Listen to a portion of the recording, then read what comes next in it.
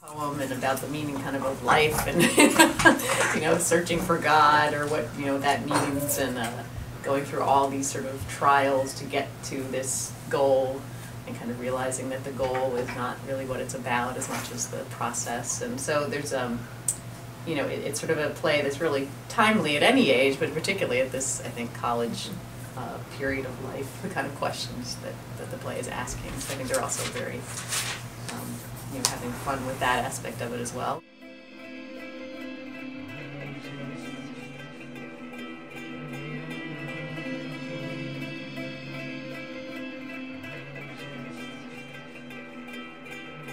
Also good at like researching their birds and coming up with their bird calls and their sounds and how they're going to move and how they transform them to make it so they're not being a literal bird, but how to sort of theatrically expressing that.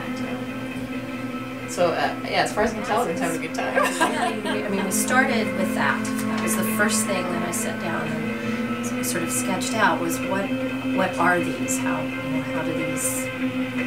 how do we get birdness into something that is only this big?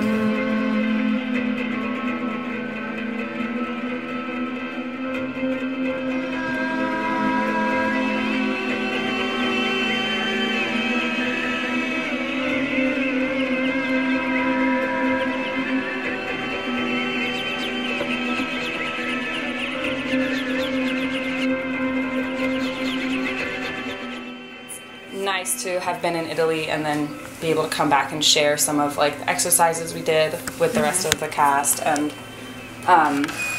share different, you know, techniques and like different ways that we went about getting into our mask, and then seeing how Karen is helping us get into mask and comparing those different techniques. And then depending on how the mask fits on your face, you can put foam in different places to kind of lift it off if it's a little uncomfortable. It. Oh, you even have on a good feathery shirt. Yeah.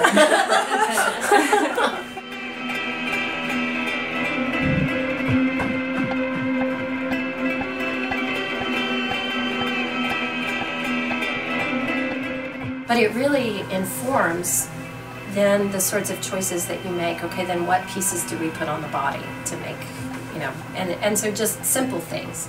You know, vests that are flowy with a little hint of color and featheriness to the pattern that's in them.